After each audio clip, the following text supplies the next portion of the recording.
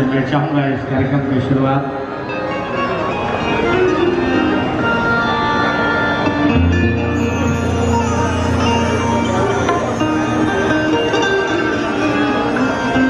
सबको दाता क्योंकि शंकर पिता तुम्हारे, क्योंकि शंकर पिता तुम्हारे, पार्वती माता बोलो गणेशाय, बोलो गणेशाय, बोलो गणेशाय,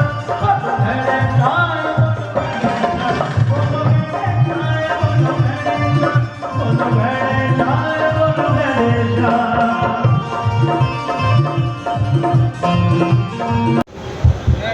हमारे बीच आज के समारोह के मुख्य अतिथि माननीय सांसद बलिया श्री वीरेंद्र सिंह भी पधार चुके हैं। इनके साथ ही हमारे बीच उपस्थित हैं माननीय सांसद राज्यसभा श्री नीरज शेखर जी एवं श्री संत कुमार जी, अध्यक्ष नगर पालिका परिषद।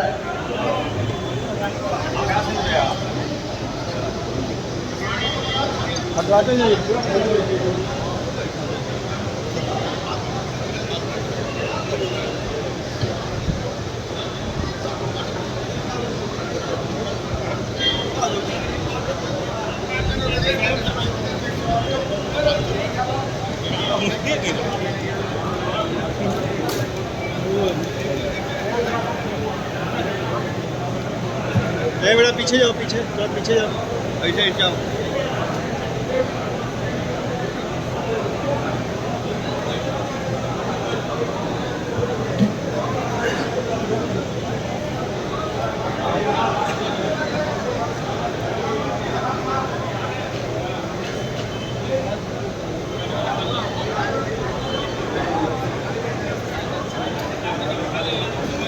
पौधा भेंट कर स्वागत करें।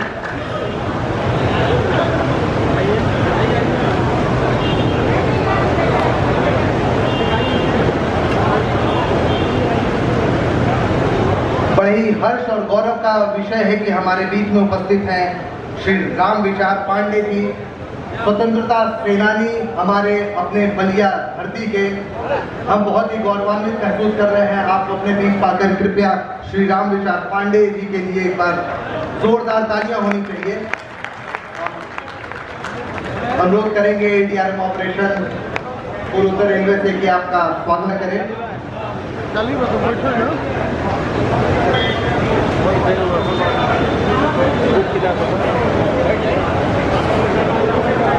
डीआरएम ऑपरेशन से पुनः अनुरोध है कि कृपया श्री संत कुमार जी, अध्यक्ष नगर पालिका परिषद का अंग वस्त्र एवं पौधा भेंट कर ससम्मान स्वागत करें। जी हाँ, ये तालियां जरा कम है और तालियां बजेंगी तो स्वागत में चार चांद लग जाएंगे। कृपया जोरदार तालियां हो जाए। धन्यवाद।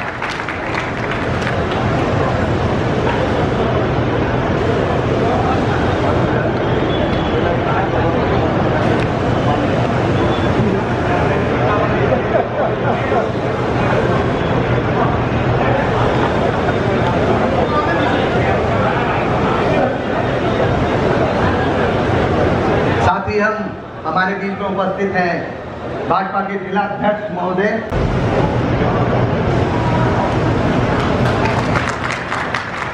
शुभम करोति कल्याणम आरोग्यम धन संपदा द्वेष बुद्धि विनाशाय दीप ज्योति नमस्तुते। दीपो ज्योति पर ब्रह्म दीप ज्योतिर्जनार्दन दीपो हरतु मे पापम दीप ज्योति नमस्तुते।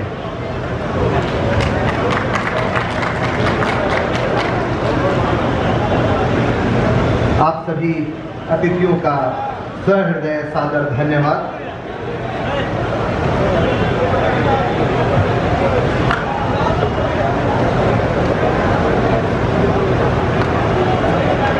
आज हमारे बीच इस समारोह में उपस्थित हूँ। मैं इस समारोह में उपस्थित अन्य सभी माननीय अतिथियों का भी स्वागत एवं अभिनंदन करता हूँ। यह हर्ष का विषय है कि आज माननीय प्रधानमंत्री जी द्वारा वाराणसी मंडल के बलिया रेलवे स्टेशन पर अमृत भारत योजना के अंतर्गत होने वाले कार्यों का वीडियो कॉन्फ्रेंसिंग के माध्यम से शिलान्यास किया जा रहा है। अमृत भारत योजना में दीर्घकालीन दृष्टिकोण के साथ स्टेशनों का विकास किया जा रहा है। यह 2050 की जरूरतों को ध्यान में रखते हुए किया जा रहा है। जैसा कि आपको विदित हो कि पूरे भारतवर्ष में 1309 स्टेशन सेलेक्ट किए गए हैं, जिनमें जो है बलिया भी एक स्टेशन है। और इस पुनर्विकास कार्य में station facade, circulating area, waiting hall, दिव्यांगजन मित्रवत सुविधाएं, प्रसाधन, आवश्यकतानुसार लिफ्ट, एस्केलेटर, चौड़े फुट ओवरब्रिज, पार्किंग और हरित ऊर्जा का उपयोग कर पर्यावरण अनुकूल भवन इत्यादि अत्याधुनिक सुविधाओं के विस्तार हेतु योजना तैयार की गई है और चरणबद्ध तरीके से इसका कार्यान्वयन किया जाएगा।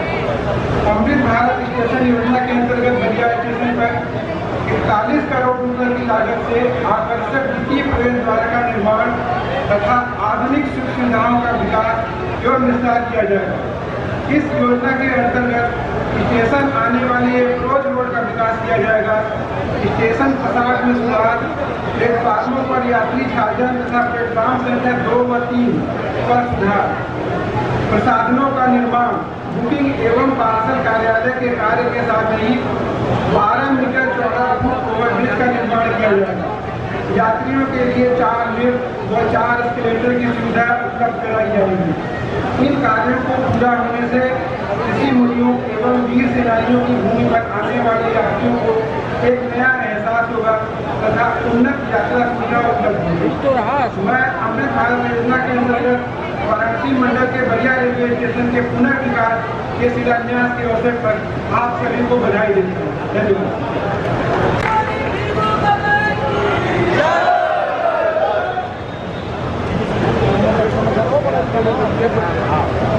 आज के इस महत्वपूर्ण कार्यक्रम में उपस्थित मंचा से मेरे संसद के सहयोगी मेरे भाई राज्यसभा के सांसद नीरज जी और ऐतिहासिक नगर पालिका के चेयरमैन मिठाई लाल जी,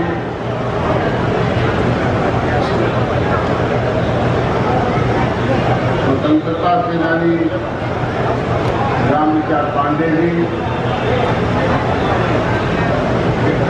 उपस्थित मंचा सिंह बीजेपी के जिला अध्यक्ष जयप्रदा जी, पार्टी के विधानसभा के सदस्य विक्की सिंह जी और उपस्थित बलिया की महान जनता, देवी सज्जन, आज हम लोग बहुत ही महत्वपूर्ण कार्यक्रम में उपस्थित हैं। देश की आजादी की लड़ाई में बलिया की भागीदारी जैसे रही है वो ऐतिहासिक भागीदारी।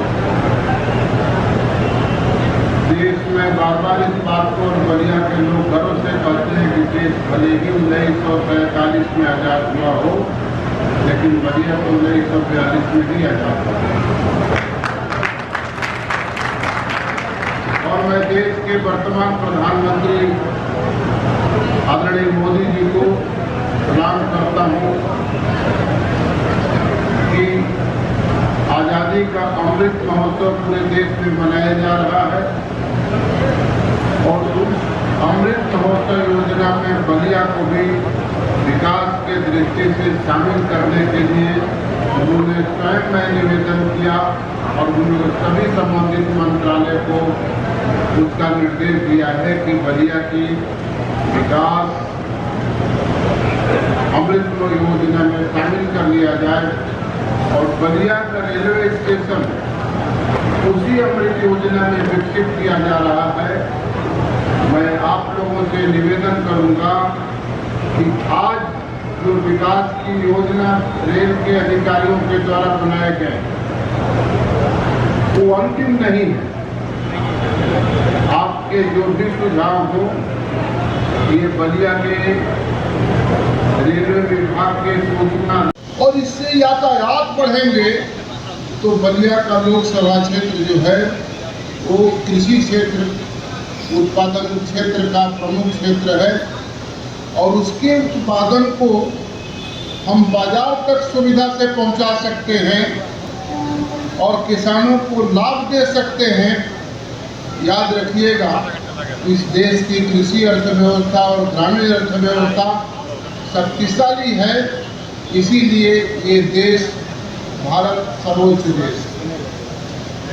और उसी को शक्तिशाली बनाने के लिए मैं लगातार देश में कोशिश कर रहा हूँ, संसद से लेके बाहर तक, कि बलिया की कृषि अर्थव्यवस्था, ग्रामीण अर्थव्यवस्था कैसे शक्तिशाली हो सकती है। मैं आप लोगों से निवेदन करूंगा कि गंगा के किनारे 5 किलोमीटर के दायरे में प्राकृतिक खेती के लिए हमारी भारत सरकार ने और उत्तर प्रदेश सरकार ने योजना बनाई है।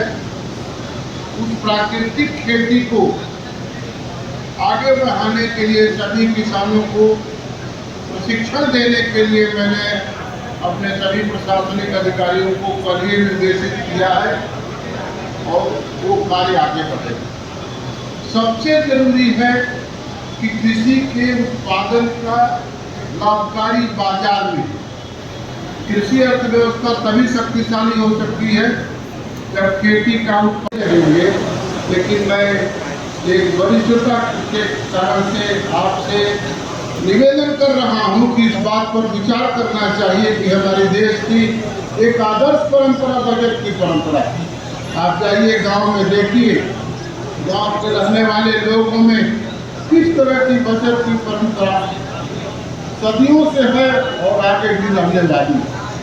हम उस परंपरा को तोड़ना नहीं चाहिए और नौजवानों से, विद्यालय के छात्रों से मैं विशेष तरह से आग्रह करूंगा, इस बचत की परंपरा ही आपको समृद्धि के मुकाम तक पहुंचाने में साध्य बनेगी और साधन बनेगी। मैं आपसे निवेदन करता हूं कि इस परंपरा को जीवित रखिए और कायम रखिए, यही भारत का आधार है। ग्रामीण अर्थव्यवस्था, कृषि अर्थव्यवस्था शक्तिशाली बनेंगे तो भारत सर्वोच्च भारत बन और भारत दुनिया का गुरु बन के ही रहेगा। मैं आपको भरोसा दिलाता हूँ। यातायात के साधन जो जितना भी संभव हो सकता है जरूर होंगे। जितने भी सड़क मार्ग के बड़ी सड़कें ग्रीनफील्ड बन रहे हैं, हमारे भारत सरकार के परिवहन मंत्री ने आकर उसको उद्घाटन भी कर दिया है। एक ग्रीनफील्ड के कारण से एक नया बलिया बसने जा रहा है। एक बलिया तो हमारे पूर्वजों ने बसाया, जिसको अंग्रेज अपने को कहते हैं कि बसाए, तो मैं एक बलिया ग्रीनफील्ड के बनने से नरेंद्र मोदी के नाम से नया बलिया बन रहा है। वो भी बलिया एक अलग तरह का बलिया होगा और वो गंगा के किनारे का बलिया होगा। भृगु जी के नाम से बलिया जाने जाते हैं। भृगु कॉरिडोर का प्रोजेक्ट भी प्रदेश सरकार के मुख्यमंत्री आदरणीय योगी जी ने स्वीकृत कर दिया है। उसके लिए भी बजट स्वीकृत हो गए हैं। भृगु जी के मंदिर से लेकर गंगा के किनारे तक 4 लेन की सड़क भी स्वीकृत हो गई है। एक अच्छा बलिया दिखे, एक विस्तृत बलिया दिखे, एक आजादी के लड़ाई लड़ने वाले दीवानों को बलिया दिखे, इस महान जनता के कारण से बलिया दिखे। और बलिया, सामान्य लोग बलिया को जिला नहीं कहते, चाहे अपने में ही कहे बलिया को राष्ट्र कहते हैं, इसलिए कि भारत 47 में आजाद हुआ, बलिया राष्ट्र तो 42 में ही आजाद हो गया। तो बलिया जनपद नहीं है, बलिया राष्ट्र है। इसलिए बलिया को आत्मनिर्भर बलिया बनाने के लिए ये स्वाभिमानी बलिया है, स्वधर्मी बलिया है और इस बलिया को विकसित बलिया बनाने के लिए और इस बलिया को समृद्ध बलिया बनाने के लिए सब लोगों के सक्षम प्रयास की प्रार्थना करते हुए अपना निवेदन पूरा करता हूं। नमस्कार। 40.5 करोड़ रुपए की लागत से होगा कायाकल्प। स्टेशन भवन को आकर्षक स्वरूप प्रदान किया जाएगा। सर्कुलेटिंग एरिया, अप्रोच रोड एवं प्लेटफॉर्म का सुधार किया जाएगा। वेटिंग हॉल एवं प्रसाधन केंद्रों को आधुनिक सुविधाओं से लैस किया जाएगा। यात्रियों की सुविधा के लिए 4 लिफ्ट, 4 एस्केलेटर के साथ 12 मीटर चौड़े फुट ओवरब्रिज का भी निर्माण किया जाएगा। स्टेशन की सुंदरता में 4 चांद लगाने के लिए फसाद लाइटिंग लगाई जाएगी। इन कार्यों के पूरा होने पर यहाँ आने वाले यात्रियों को एयरपोर्ट जैसी सुविधाएं मिलेंगी।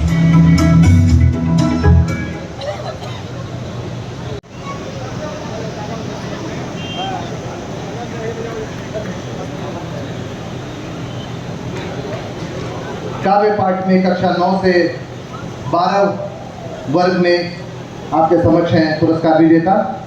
कक्षा 6 से 8 वर्ग में पुरस्कार विजेता हैं।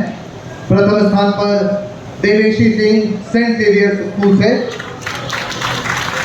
द्वितीय स्थान पर साक्षी सिंह आप भी सेंट जेवियर्स स्कूल से, और तृतीय स्थान पर अनघा तिवारी आप भी सेंट जेवियर्स स्कूल से।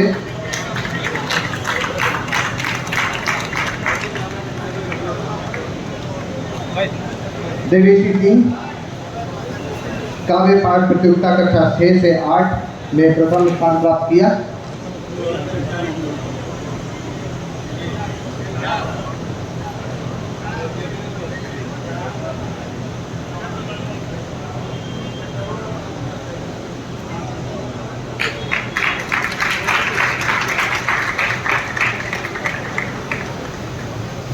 द्वितीय पुरस्कार साक्षी से सेंट जेवियर्स स्कूल, तृतीय पुरस्कार Anagha Tiwari Saint Xavier's school.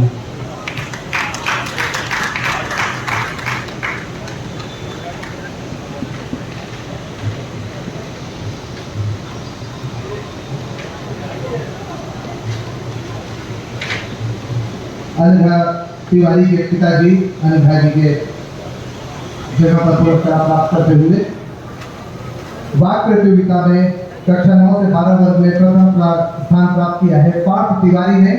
Nagaji Saraswati Vidya मंदिर के छात्र पार्थ तिवारी कृपया दौड़कर मंच पर आए।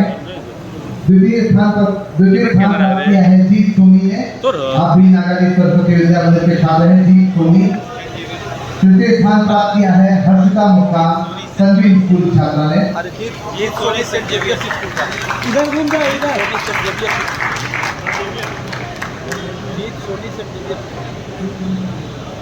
आपके द्वारा विकसित भारत निर्माण के संकल्प को सिद्ध करने की दिशा में अमृत भारत स्टेशन योजना के अंतर्गत रेलवे स्टेशनों को पुनर्विकसित कर उनका कायाकल्प किया जा रहा है और इसी क्रम में आज पूरे भारतवर्ष में 508 रेलवे स्टेशनों के पुनर्विकास की आधारशिला रखी जा रही है।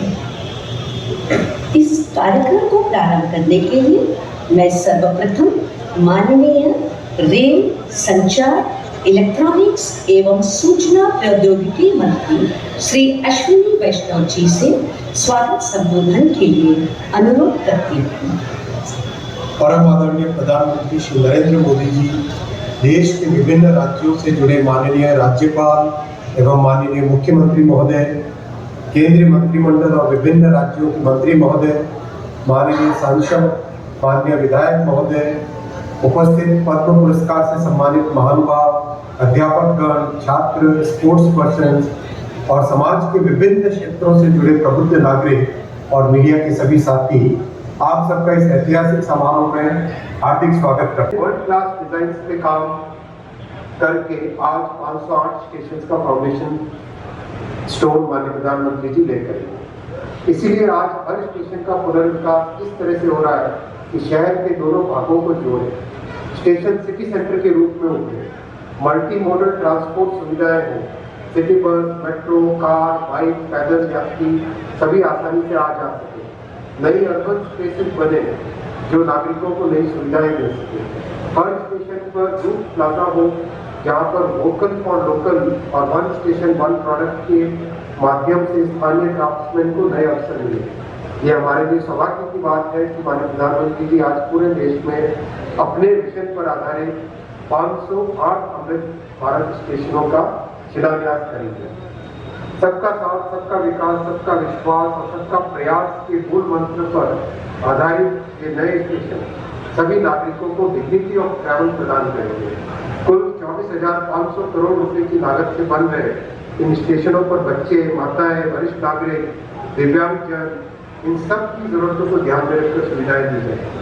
इतना ही नहीं, स्टेशन भवनों का डिजाइन स्थानीय संस्कृति और विरासत से प्रेरित होगा। माननीय प्रधानमंत्री जी का सदैव मार्गदर्शन रहता है कि विरासत भी विकास की। आज भारत में वर्ल्ड क्लास इंफ्रास्ट्रक्चर का निर्माण हो रहा है। देश के कोने कोने तक कनेक्टिविटी को बढ़ाने के लिए रोडवेज, रेलवेज, एयरवेज, हाईवेज और वाटरवेज का विस्तृत नेटवर्क बन रहा है।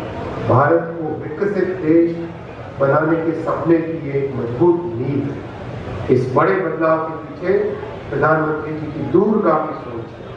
माननीय प्रधानमंत्री जी, इस अमृत काल में भारत को विकसित राष्ट्र बनाने के आपके प्रण को साकार करने के लिए हम सभी कृत संकल्प 21वीं सदी के भारत की विकास यात्रा को आगे बढ़ाने के लिए हम सभी तैयार। एक बार फिर से प्रधानमंत्री जी, आपको और सभी उपस्थित महानुभावों का मैं अभिनंदन करता हूं और हार्दिक आभार करता हूं। जय हिंद, धन्यवाद। धन्यवाद माननीय मंत्री जी। आज के इस कार्यक्रम के माध्यम से देश में रेलवे इंफ्रास्ट्रक्चर के एक नए युग का आरंभ होने जा रहा है। 508 रेलवे स्टेशनों को विश्व स्तरीय बनाने के क्रम में जिन सुविधाओं का सृजन किया जा रहा है, आइए नजर डालते हैं इसकी झलक दिखाती एक लघु फिल्म पर।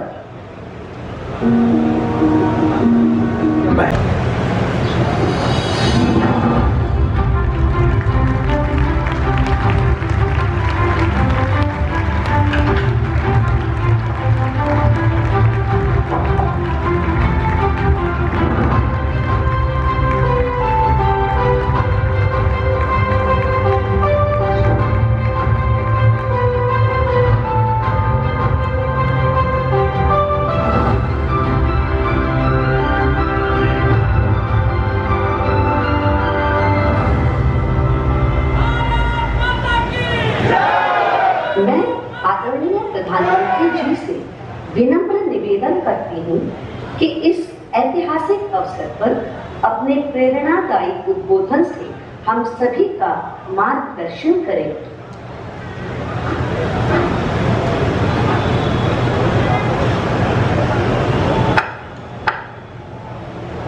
नमस्कार।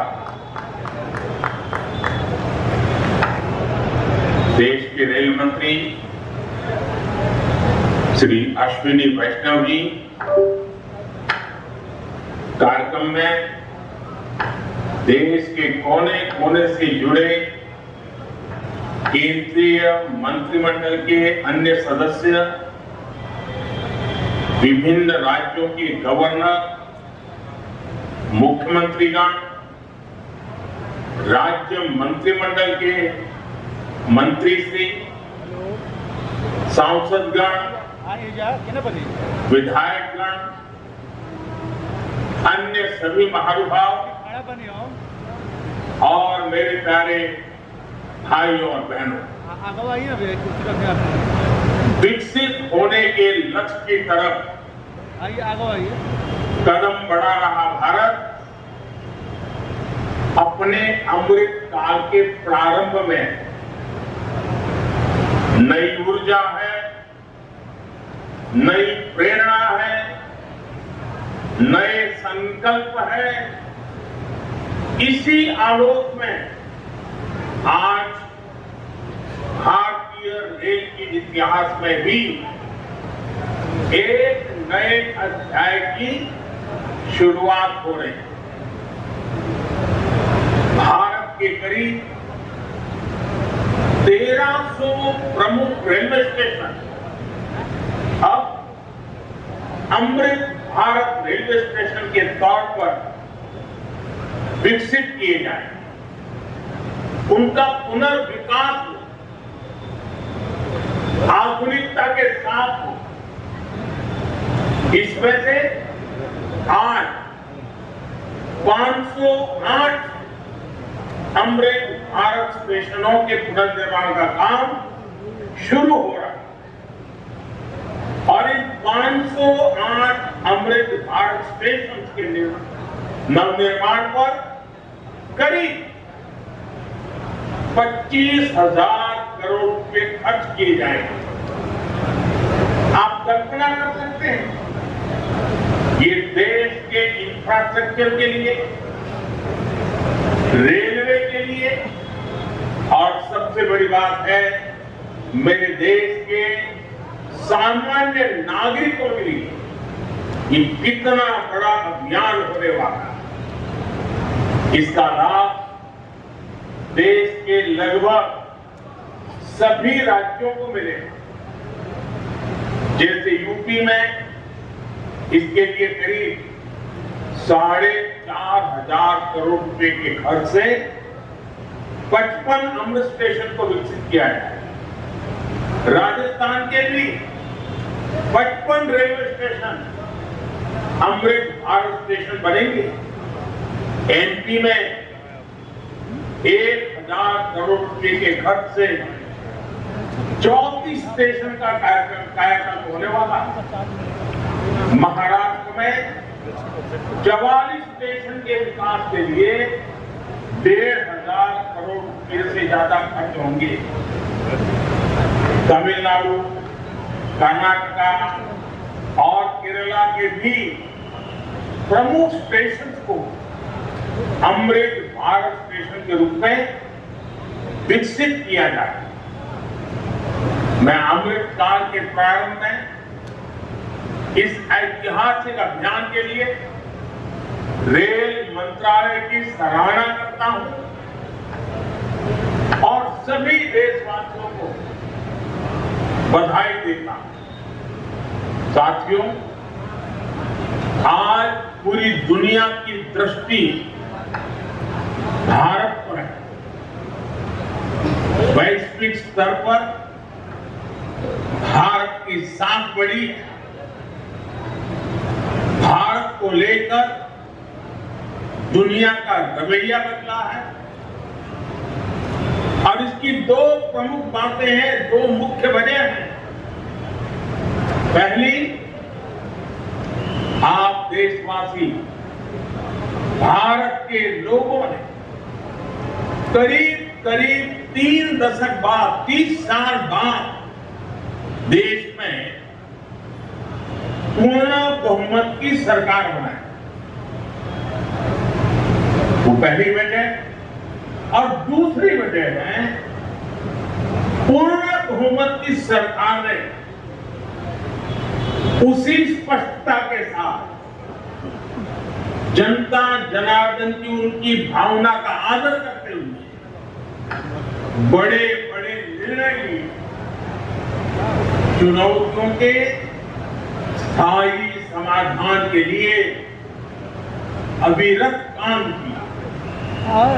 आज भारतीय रेलवे भी इसका प्रतीक बन चुकी है।